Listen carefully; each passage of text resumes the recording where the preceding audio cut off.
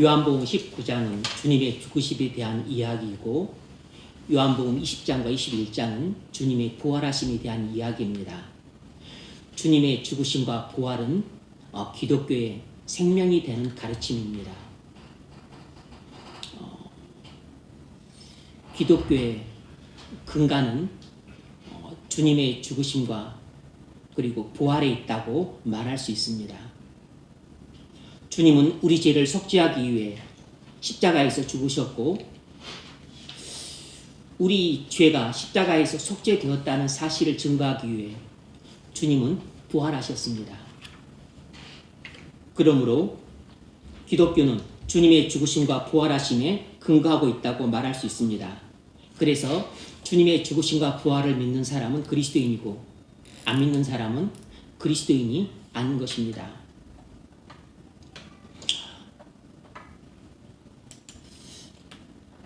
주님의 은혜를 많이 받은 사람은 주님을 많이 사랑합니다. 이것이 오늘 본문을 통해 여러분에게 전하고자 하는 교리입니다. 은혜를 많이 받은 사람은 주님을 많이 사랑합니다. 그리고 사람들도 많이 사랑합니다. 반면에 은혜를 적게 받으면 주님도 적게 사랑하고 그리고 사람도 적게 사랑합니다. 오늘 본문 1절 2절 안식 후 첫날 일찍이 아직 어두울 때 막달라 마리아가 무덤에 와서 돌이 무덤에서 옮겨진 것을 보고 시몬 베드로와 예수께서 사랑하시던 그 다른 제자에게 달려가서 말하되 사람들이 주님을 무덤에서 가져다가 어디 두었는지 우리가 알지 못하겠다 하니 사실은 오늘 본문에는 안 나와 있지만 이 주님 묻히신 무덤에 막달라 마리아 혼자 온 게 아니고 갈릴리 다른 여자들도 함께 왔었습니다. 하지만 요한은 갈릴리 다른 여자들은 언급하지 않고 막달라 마리아만 언급을 하고 있는 것은 우리의 시선을 이 막달라 마리아에게 주목시키기 위함인 것입니다. 막달라 마리아는 어떤 여자였죠? 갈릴리 많은 여자들 중에서도 특히 주님께로부터 많은 은혜를 받았던 여자였습니다. 이 마리아는 갈릴리 호수 이쪽이 서편이죠. 갈릴리 호수 서편 막달라 마리아라고 하는 마을에 살던 여자로서 흉악한 7 귀신이 들렸었는데 주님을 만나서 이 흉악한 귀신으로부터 해방되는 은혜를 받았던 여자였습니다. 뿐만 아니라 이 사단의 지배로부터 해방되었지만 죄의 지배로부터도 해방받은 주님께로부터 이루 말할 수 없는 큰 은혜를 받은 여자였습니다. 물론 이 마리아와 함께 왔던 여자들 중에서는 또 병고침이나 또 다른 큰 은혜를 받았던 요한나나 수산나를 비롯한 다른 많은 갈릴리 여자들도 함께 왔었어요.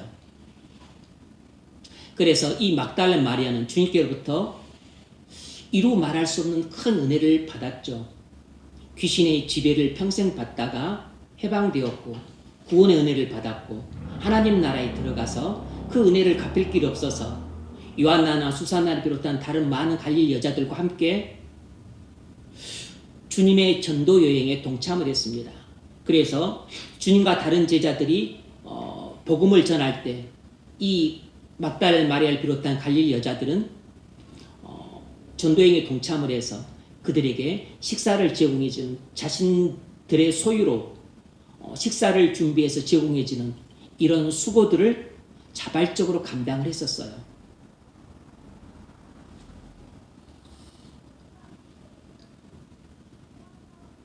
누가복음 8장 1절로 3절을 보면 그 내용이 나옵니다.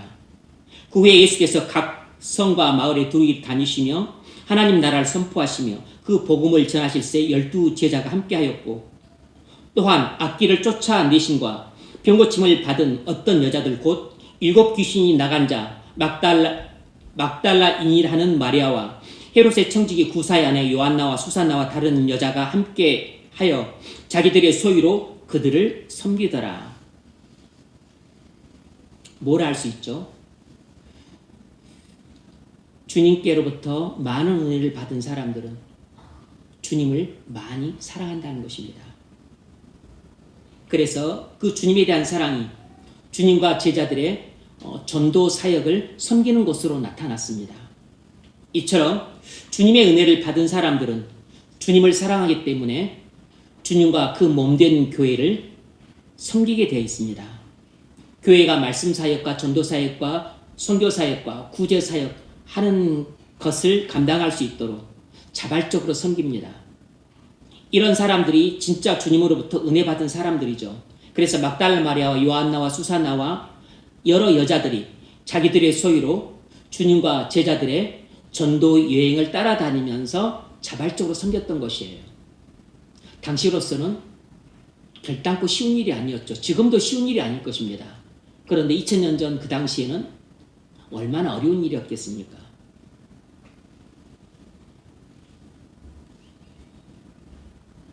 그 이후 막달라 마리아는 주님 일행을 따라다니면서 식사를 섬겼고 주님이 십자가에 못 박혀 죽으시는 것을 끝까지 마지막까지 자리를 지켰고, 그리고 주님이 무덤에 들어가자 주님의 무덤에 오랫동안 앉아 있었습니다.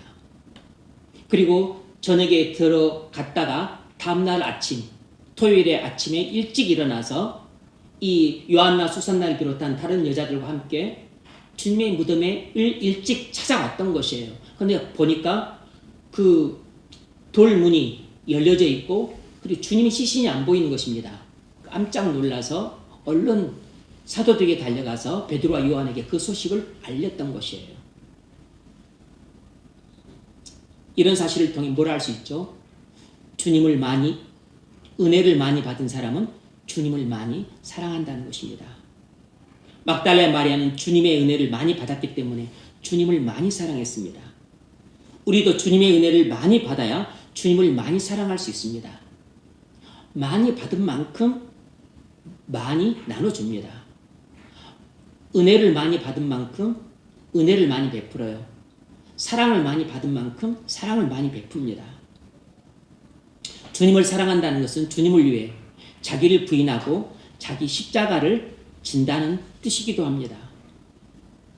아리마대 사람 요셉은 주님의 은혜를 많이 받았기에 십자가에 달린 주님의 시신을 빌라도에게 찾아가 시신을 달라고 요청해서 직접 그 시신을 가져다가 자기 돈으로 산 새 무덤에 주님의 시신을 안치하는 이런 번거로운 수고를 했습니다. 많은 돈을 들였어요. 무엇보다도 유대인들이 이단의 개수라고 정죄했던 예수님의 그 시신을 자신이 거두고 수습한 것들을 유대인들이 알게 되면 자기는 유대 사회로부터 배척당하고 매장당하는 불이익과 위험을 감수해야만 했어요. 왜 그런 불이익과 위험을 감수했을까요? 주님을 사랑했기 때문이죠. 왜 사랑했죠? 많은 은혜를 주님께로부터 받았기 때문입니다. 주님께로부터 많은 은혜를 받지 않았더라면, 그래서 주님을 사랑하지 않았더라면 주님을 위해서 이런 불이익과 수고와 위험을 감수했겠습니까? 하지 않았을 것입니다. 주님을 많이 사랑했기 때문에 이런 수고를 감당하고 불이익을 감수할 수 있었던 거죠. 니고데모도 2년 반 전에 주님을 밤에 몰래 찾았다가 주님께로부터 호된 꾸지람을 듣고 정신을 반짝 차렸습니다. 주님이 전해주신 복음을 듣고 예상치 않은 구원을 받았어요. 그래서 그 니고데모가 그날 밤에 눈이 열렸습니다. 영안이 열렸어요. 그래서 그 주님의 은혜를 잊지 못해서 사내들인 공회에서 주님을 변호하기도 했고, 주님이 십자가에 달려 돌아가시자 그 시신을 수습하는 아르마데 사람 요셉을 도와서 자신의 돈으로 모략과 친양을 100근씩이나 사서 주님의 시신을 수습했어요. 요한을 제외한 나머지 10명의 제자들은 다 도망치고 달아나 버렸는데, 제자들도 아니었던 이 아르마데 사람 요셉과 니고데모가 주님의 시신을 수습했던 것은 그만큼 주님께로부터 받은 은혜가 컸고 그래서 주님을 많이 사랑했기 때문에 주님을 위한 수고를 마다하지 않고 자발적으로 했던 것이에요. 여러분, 주님의 은혜를 많이 받은 사람은 주님을 정말로 사랑합니다. 주님을 정말로 사랑하는 사람은 주님을 위해 번거로운 수고도 마다하지 않고 자기 돈 들여서 위험을 감수하고 불이익도 감수하고 사람들로부터 배척당하는 것도 기꺼이 감수합니다. 그래서 주님께부터 은혜를 많이 받은 사람들이 주님을 사랑함으로 주님을 위해서 목숨을 바치는 것도 마다하지 않았던 겁니다. 그러면 주님께부터 은혜를 많이 받은 사람은 단순히 주님을 많이 사랑해서 충성하죠. 헌신하죠. 그리고 고생을 마다하지 않습니다. 그것만 할까요? 그렇지 않습니다. 주님께부터 은혜를 많이 받은 사람은 주님에 대한 사랑이 변치 않아요. 주님께부터 은혜를 많이 받은 사람은 고난도 극복하지만 질병도 극복하고 심지어는 정신을 잊어먹는 기억력이 사라지는 그 치매도 극복을 합니다. 치매가 낫는다는 뜻이 아니고 치매조차도 주님의 은혜를 이기지 못한다는 뜻입니다. 미국에서 한 여자 성도가 88세 드신 백발이신 자기 치매 걸린 자기 그 어머니에 대한 영상을 보여줬습니다. 자기 엄마한테 물었어요. 주소가 어디죠? I don't know. 어제 무슨 옷을 입었죠? I don't know. 오늘 점심 뭐 드셨어요? I don't know. 린다가 누구죠? 자기를 가리켜요. 린다가 누구죠? I don't know. 폴이 누구죠? 아들이에요. I don't know. 다 몰라요. 아무것도 모릅니다. 아무것도 기억을 못해. 그럼 예수님이 누구죠? 예수님은 나를 구원하시고 내 마음속에 살아계시고 나를 집으로 데려가 주실 분이야. 나는 그를 사랑하지. 너무 감동적인 영상이었습니다. 이 치매 걸린 88세 백발의 할머니는 집 주소도 모르고 사랑하는 아들, 딸 이름도 모르고 얼굴도 기억을 못해. 바로 앞에 있는데. 그리고 좀 전에 먹은 점심이 무엇이었는지도 기억을 못합니다.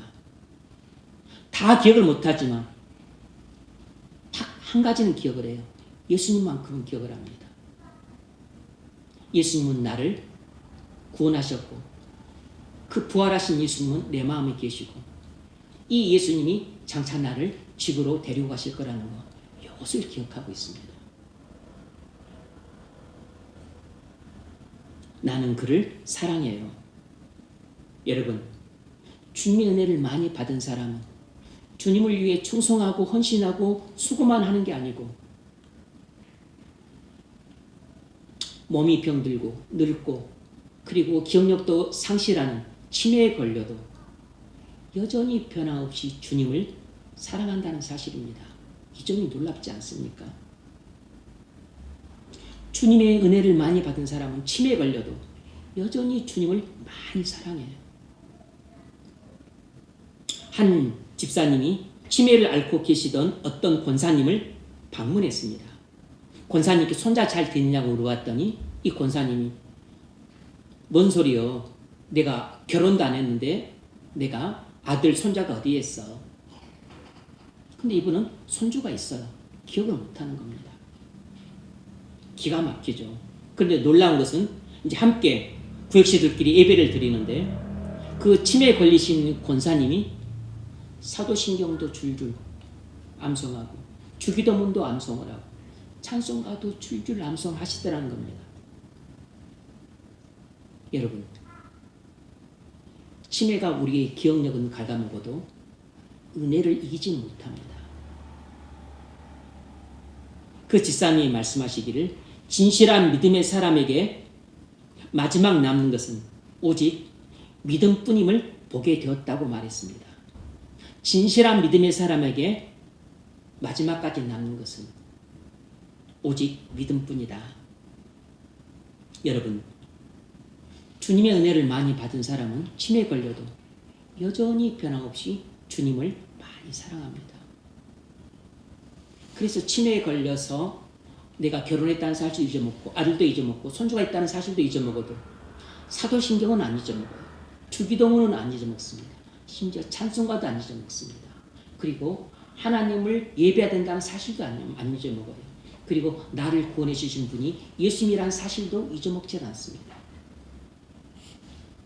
여러분, 주님의 은혜를 많이 받으십시오. 그래야 주님을 많이 사랑할 수 있습니다. 은혜를 조금 받았어도 조금 받은 만큼이라도 주님을 사랑하십시오. 그러면 주님이 은혜를 많이 부어주실 것입니다. 그러면 여러분도 남 못지않게 주님을 많이 사랑할 수 있게 될 것입니다. 주님의 은혜를 많이 받아서 주님을 많이 사랑하는 사람이 될 수 있기를 바랍니다. 여러분이 늙어도 주님을 많이 사랑하고 병에 걸려도 주님을 많이 사랑하고 임종때가 되어도 여전히 주님을 변함없이 사랑하고 심지어 치매가 걸려도 다른 것은 다 잊어먹더라도 주님만큼은 잊어먹지 않고 많이 사랑할 수 있게 되시기를 주의 이름으로 축원합니다. 여러분, 진실한 그리스도인이더라도 그 기질과 성격은 서로 다릅니다. 우리가 진실한 그리스도인이어도 기질 다르고 성격 다르고 물론 성품도 다르고 취향도 다르고 정치적 성향도 다릅니다. 우리 3절로 8절 보면 3절로 8절 베드로와 그 다른 제자가 나가서 무덤으로 갈새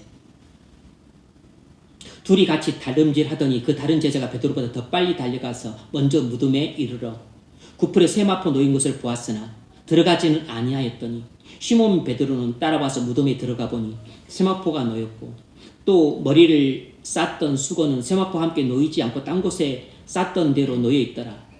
그때야 무덤에 먼저 갔던 그 다른 제도 들어가 보고 믿더라.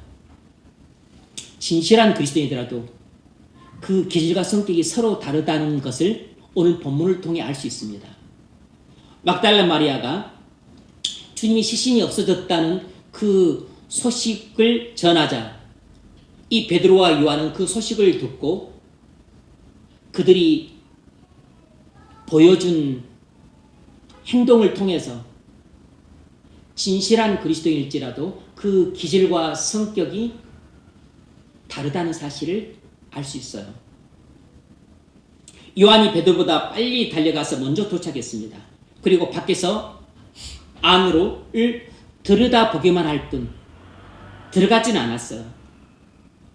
나중에 베드로가 들어간 후에 베드로를 따라서 들어갔습니다. 뭘 할 수 있냐면 요한은 좀 급한 성격, 또 신속하게 행동하는 사람, 급하고 신속하지만 조금 신중하고 조심스럽고 소극적인 기질이라는 걸 알 수 있어요. 급하고 신속하지만 좀 신중하고 조심스러운 타입의 사람이라는 걸 알 수 있습니다. 반면에 베드로는 늦게 도착했지만 대뜸 무덤 안으로 들어가서 실제로 자기 눈으로 예수님 시신이 있나 없나 확인할 정도로 항상 무슨 일이든지 앞장서고 적극적이고 충동적인 기질의 사람이라는 것을 이 행동이 보여줍니다.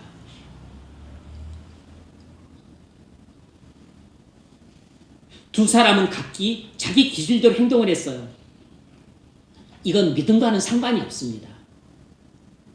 기질과 성격은 대체로 믿음과는 크게 상관이 없어요. 단순한 기질과 성격의 차이만 있을 뿐입니다. 여러분, 사람의 기질과 성격은 다양합니다. 마찬가지로 그리스도인의 기질과 성격과 취향도 다양해요. 우리가 다 똑같지 않습니다. 정원에 심겨진 꽃들이 다 한 가지 꽃들이 아니고 또 한 가지 색깔도 아니고 한 가지 향기만 갖고 있는 것도 아니에요. 정원에는 다양한 꽃들이 있고 다양한 색깔이 있고 그리고 다양한 향기들이 있습니다. 장미 한 종류만 하더라도 그렇지 않습니까? 그런데 우리는 다 똑같은 장미가 아니라고. 백합도 있고 그리고 튤립도 있습니다. 그리스도인들도 다 똑같은 기질과 성격을 가진 것이 아닙니다. 우린 타고난 기질과 성격이 다 달라요. 그러므로 나와 다르다고 해서 형제를 함부로 판단해서는 안 됩니다. 쉽게 무시해서도 안 돼요. 불만을 성급하게 말하는 것은 어리석은 행동일 수 있습니다. 우리는 각자 탁월한 성품도 다르지만 믿음이 달라서 신앙적 인품도 다릅니다. 뿐만 아니라 천성적으로 타고난 기질과 성격도 다 달라요. 그러므로 우린 다른 사람의 다양한 기질과 성격을 인정하고 존중하고 포용해 줄 줄 알아야 됩니다. 그런데 사실 그게 좀 힘들어요. 말하는 것은 쉽지만 그게 사실 힘듭니다. 왜냐하면 우리는 타고난 본성이 뭐냐면 나와 같은 사람, 나와 비슷한 사람을 좋아하게 되어 있습니다. 그래서 부모가 자식을 사랑한 이유 가운데 하나도 내가 비록 못났을지라도 나를 닮았기 때문에 되게 좋아하는 것이에요. 사람들이 타고난 기질과 성격을 내게 맞추라고 하면 안 됩니다. 그러면 다른 사람들하고 관계가 힘들어져요. 그런데 우리는 항상 자기 중심적인 성향이 강하기 때문에 다른 사람들의 다양한 기질과 성격을 이 나의 기질과 성격과 취향에 맞추게 하려는 성향이 강해요. 그래서 다른 사람을 내게 맞추게 하려고 애를 씁니다. 그래서 부부관계가 가장 힘든 것 가운데 하나도 남편을 아내에게 맞추려고 하고 아내를 남편에게 맞추려고 자꾸 하는 것입니다. 친구관계가 힘든 것도 자꾸 이 친구 어떤 기질과 성격이 내게 마음에 안 들기 때문에 그래서 자꾸 내게 맞추려고 하니까 이쪽은 싫어하고 반발하고 그리고 맞지 않는 것 때문에 나는 또 그를 싫어하고 해서 관계가 힘들어지는 것이에요. 그래서 직장 동료들과 관계도 힘든 것입니다. 그래서 교회 지체들과 관계도 힘든 것이에요.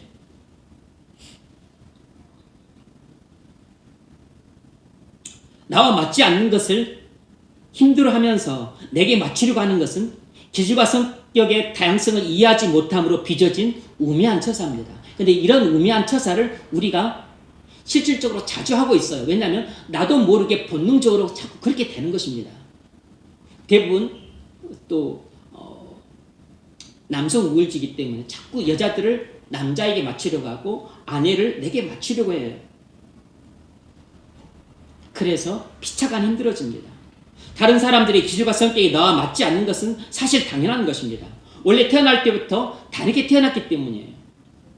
서로 달라서 불편한 것도 있지만 사실 알고 보면 다르기 때문에 좋은 점들이 더 많기도 해요.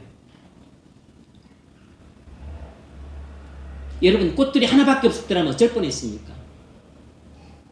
근데 또 장미꽃이 다 빨간 것만 있었더라면 그 좀 단조롭잖아요. 노란 장미도 있고 흑장미도 있고 그리고 분홍색 장미도 있어요. 백장미도 있습니다. 향기도 달라요. 그러니까 우리가 다양한 것들을 즐길 수 있는 거죠. 다른 사람의 기질과 성격이 나와 다르다고 해서 불만을 품고 불평하고 나쁘게 말하면 서로 싸우게 되고 결국은 관계가 깨집니다. 내가 친구와 자주 다투고 직장 동료와 또 자주 다투고 관계가 안 좋다면 그것은 내게 문제가 있을 가능성이 높아요.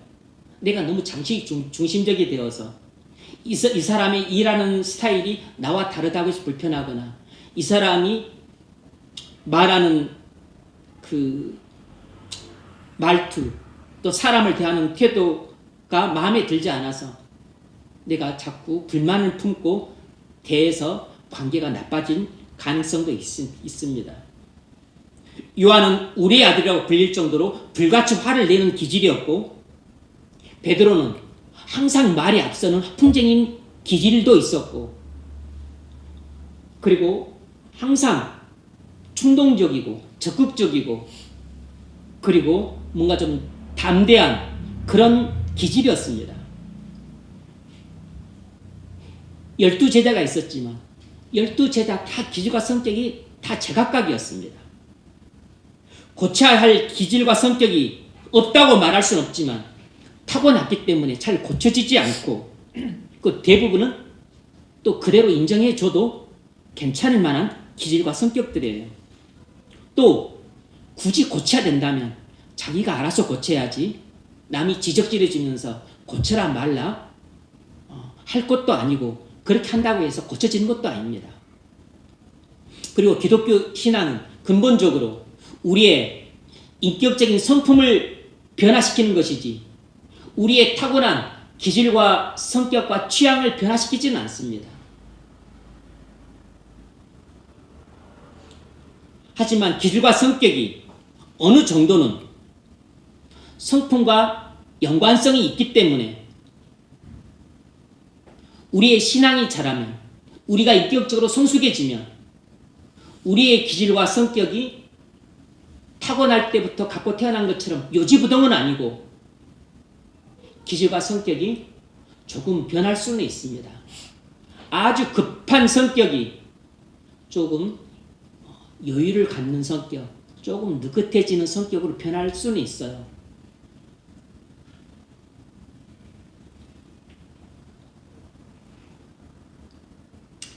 뭐 그렇다고 해서 다혈질이 뭐 또 우울질로 바뀌거나 그러지는 않겠죠. 우리에게 필요한 것은 서로 신앙적 인품도 다르지만 무엇보다도 타고난 기질과 성격과 취향이 다름을 인정하고 존중해 줄 줄 알아야 됩니다. 그런데 우리가 우매해서 이런 기질과 성격과 취향의 다양성을 인정할 줄 모릅니다. 그러니까 존중을 해주지 않고 자꾸 내게 맞추려고 하는 이런 어거지를 피우다 보니까 피착 관계가 힘들어지는 것이에요. 그래서 다른 사람의 성격이 소심하다고 싫어하고 급하다고 싫어하고 다혈질이라고 싫어하고 우울질이라고 싫어하면 좋아할 사람이 어디 있겠습니까? 소심하거나 급한 성격과 다혈질과 우울질이라는 기질이 내 마음에 안 들 수는 있어도 나쁘다고 말할 수는 없어요. 모세 같은 우울질의 기질을 갖고 있는 사람이 얼마나 많습니까? 요한처럼 급하고 다혈질적인 기질을 갖고 있는 사람들이 더 많지만 나중에 훌륭한 사도가 되었잖아요. 충동적이고 그리고 적극적이고 대범하지만 또 허풍쟁이 같은 기질을 가지고 있었던 베드로가 특별히 성격의 기질이 변화됐다는 말은 없어요. 하지만 인격적으로 고매해졌기 때문에 예전처럼 허풍을 떨거나 아니면 또 막 아주 충동적이고 먼저 막 또 말과 행동이 나가거나 그러지는 않았겠죠. 인격이 성숙해지면서 기질과 성격도 많이 연단되고 다듬어졌을 겁니다. 그래서 초대교회를 이끌어가는 지도자가 될 수 있었던 거죠. 예전 주님을 따라다니던 때처럼 그렇게 천방지축으로 계속 남았더라면 어떻게 교회 지도자가 되었겠습니까? 서로 다름을 인정하고 존중하고 포용할 줄 알아야 됩니다. 노노의 자로편을 보면 이런 글이 나옵니다. 군자는 화의부동하고 소인은 동이 불화한다. 이런 글이 있어요. 들어보셨을 겁니다. 무슨 뜻인고 하니 군자는 화합하되 같기를 바라지 않고 소인은 자신과 같기만을 바라고 화합하지 않는다라는 뜻이에요. 저는 이 글을 접했을 때 되게 충격을 받았습니다. 아, 내가 소인배 기질이 있구나. 내가 아직까지 내가 소인배 수준에 머물러 있구나 하는 것을 깨달았습니다. 뭐 이것이 꼭 진리는 아니지만 공자가 했던 그 어록인 거죠. 세상의 격언입니다. 무슨 말인고 하니 사람은 본성적으로 다 자기와 같아지기를 바래요. 내가 탁구를 좋아하면 탁구 좋아하는 사람, 내가 바둑을 좋아하면 바둑 좋아하는 사람, 아주 그냥 뭐죠? 스카이다이빙 좋아하면 스카이다이빙 좋아하는 사람, 이렇게 동호인끼리 모이듯이 꼭 뭐 자기가 취미가 같거나 취향이 같거나 내가 보수야. 그럼 보수적인 성향을 갖고 있는 사람은 보수적인 사람을 좋아합니다. 진보적인 성향을 갖고 있는 사람은 안 좋아해요. 안 좋아합니다. 진보적인 성향을 갖고 있는 사람은 보수적인 성향을 갖고 있는 사람은 그냥 본성적으로 별로 안 좋아해요. 심지어 음식도 그렇습니다. 순댓국을 좋아하는 사람은 순댓국 좋아하는 사람과 함께 먹는 것을 편하게 생각해요. 근데 순댓국 같은 것이 입에도 안 되고 그냥 뭐 비건, 채식만 하는 사람은 같이 식사하는 걸 힘들어해요. 그리고 그런 음식 자체를 좋아하지 않고 그런 음식을 좋아하는 사람도 그렇게 썩 호감을 느끼지 않을 수 있습니다. 본성이 그래요, 본성이.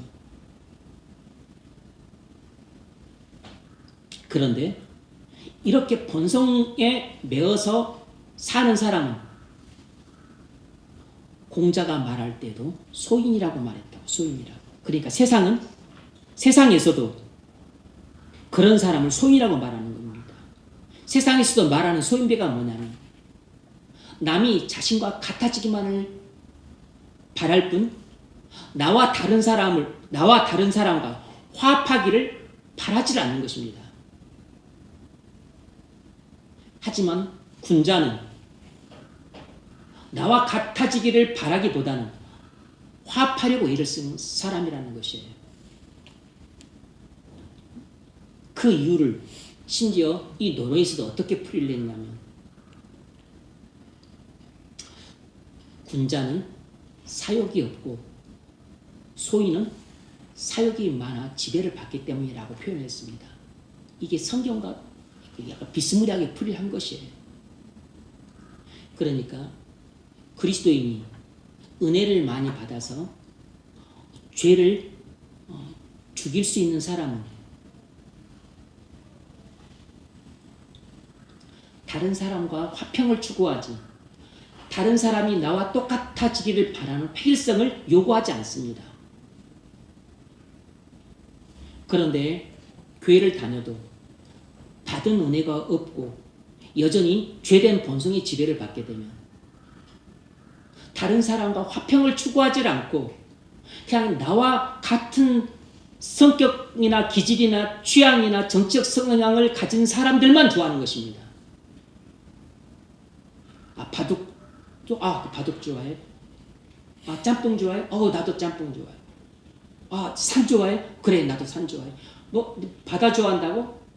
그래, 알았어. 떨떠름해야 합니다. 나는 보수야. 너 진보야? 알았어. 말 안 합니다. 이런 게 바로 은혜를 많이 받지 못한 사람이 보이는 소인배적인 기질이에요. 소인배적인 사람인 것입니다. 우리가 정말로 따져야 될 것은 다혈질이냐 아니면 우울질이냐 아니면 점액질이냐 아니면 담즙질이냐 이런 게 아닙니다. 성격이 급하냐 느긋하냐 아니면 신중하냐 아니면 덤벙대냐 아니면 정길하고 조신하냐 아니면 뭐든지 대충대충 하는 성격이냐 이런 게 아니고 성격이 조금 세밀하고 그리고 꼼꼼한 사람 그냥 덤벙덤벙대고 대충대충 하는 사람이 하는 일을 볼 때는 마음이 불편해요. 근데 꼭 덤벙대고 대충 한다고 해서 이거 꼭 나쁘다고 할 수 없습니다. 이런 기질이나 성격을. 뭘 좀 꼼꼼하고 세심하게 하는 사람은 남을 무척 피곤하게 만듭니다. 남을 무척 힘들게 만듭니다. 본인도 힘들지만 남을 힘들게 만든다고. 자기 기준에 맞추게 되면 다른 사람들 다 힘들게 만듭니다. 가족들도 힘들게 만들고 동료들도 힘들게 만들고 부하 직원도 힘들게 만들어요. 뭘 좀 대충하고 덤벙덤벙 되지만 이 사람들은 그냥 좀 너그럽고 좀 관용적이고 그리고 그냥 좀 소탈해요. 뭐가 좋다 나쁘다 말할 수 없어요. 우리가 정말로 추구해야 될 것은 어떤 기질이 같나, 나랑 성격이 비슷하나, 나랑 맞나 안 맞나 이런 게 아니고, 우리가 정말로 따져야 될 것은 주님을 정말로 믿는가? 주님을 정말로 사랑하는가? 주님께로부터 정말로 은혜를 받은 사람인가? 정말로 주님을 위해서 충성하고 헌신하는 사람인가? 이걸 따져야 되는 것입니다. 그리고 나머지 다른 사항들은 그 다양성을 인정해주고 존중해주고 그리고 포용해줄 줄 알아야 돼요. 나와 맞아야 된다는 생각을 버리십시오.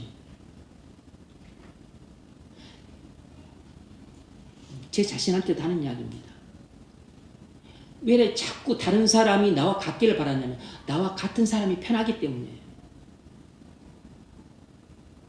유유상종이라 그랬잖아요.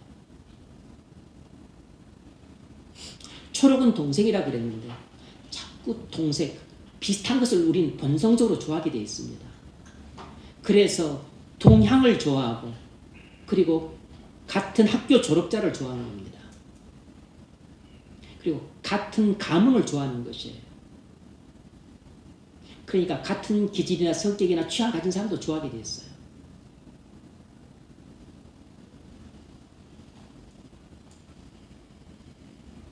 제가 같은 학교를 나왔다 해서 다 좋아하는 건 아니지만 같은 학교를 나온 연예인들 몇 명 있는데 다른 연예인들보다 조금 더 좋아합니다.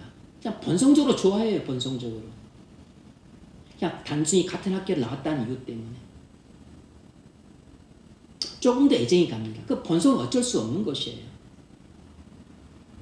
그런데 다를지라도 다른 것이 죄가 되거나 나쁜 것이 아니기 때문에 나쁘지 않는, 죄가 되지 않는 기질이나 성격이나 취향이나 정치적 성향은 그냥 그 다양성을 인정을 해줘야 됩니다. 존중해줘야 돼요. 그래서 포용할 줄 알아야 됩니다. 그래야 다른 사람들과 화평할 수 있습니다. 성경은 우리에게 화평을 추구하라 그랬지 나하고 똑같은 획일성을 추구하라 하지 않았습니다. 성경이 말하는 연합과 일치는 화평을 말하는 것이 화평을. 그걸 또 다른 말로는 에베소 1장에서는 통일이라고 말했습니다. 통일은 연합과 일치를 말하는 것입니다. 획일을 말하는 게 아니에요. 나와 같은 사람, 나와 같은 동양, 나와 같은 학교, 나와 같은 가문 이런 것은 획일성을 추구하는 것입니다.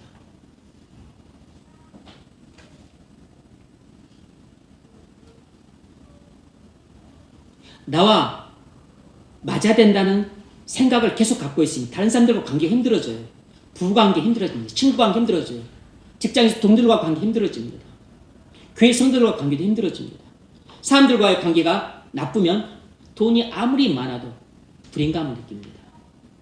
지위가 아무리 높아도 절대 행복하지 않아요. 사람들과 관계가 나쁜데 어떻게 행복하겠습니까?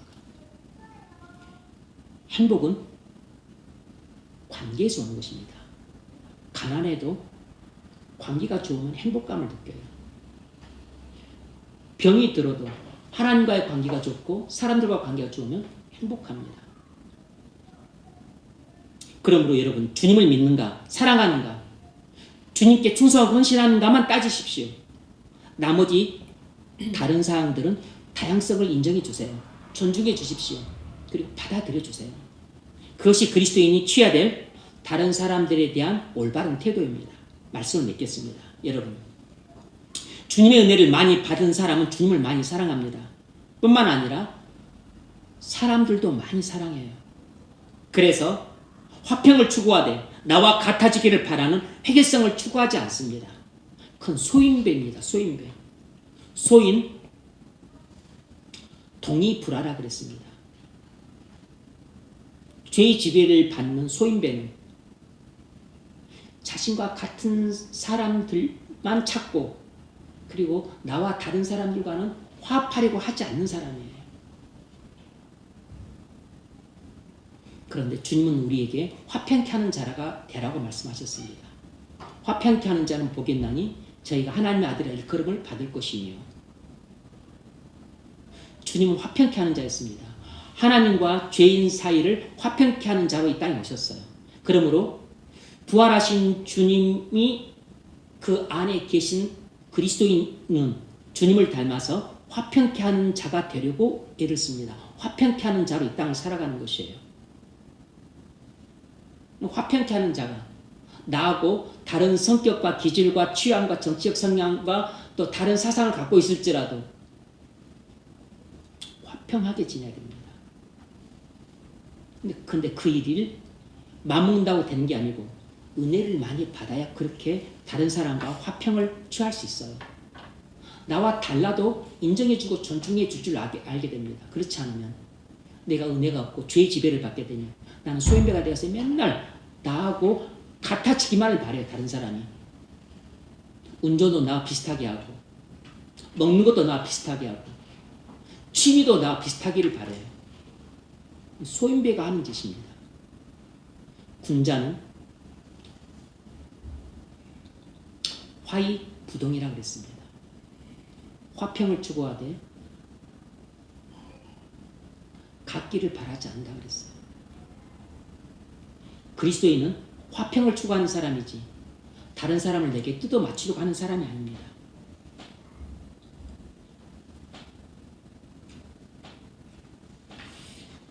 주님의 은혜를 많이 받으십시오.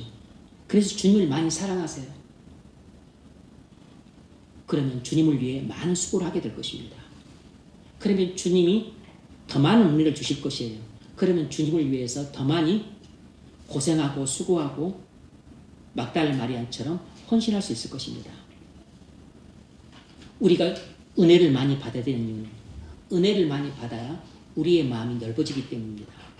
은혜를 받지 않으면 바늘 한 장 찝을 수 없을 만큼 좁쌀보다 더 좁아지게 돼요.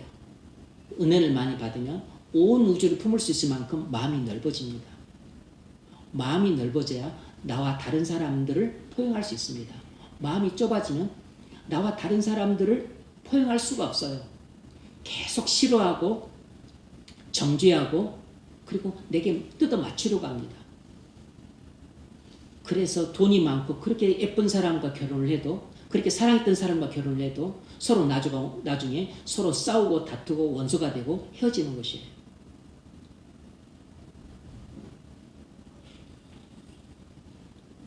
은혜를 많이 받으십시오. 마음이 넓어져야 됩니다. 마음이 넓어져야 나하고 기질도 다르고 성격도 다르고 취향도 다르고 정적 성향도 다르고 심지어 때로는 나와 같이 가는 인생관도 다를지라도 그런 사람과 화평하게 지낼 수 있습니다. 그리고 나와 다른 사람들을 인정하고 포용하고 그리고 존중할 줄 알아야 돼요. 그러면 더 많은 사람들을 얻을 수 있습니다. 그렇게 되면 나도 행복하지만 다른 사람들을 기쁘게 해줄 수 있어요. 그런 성도가 되시길 주의 이름으로 축원합니다.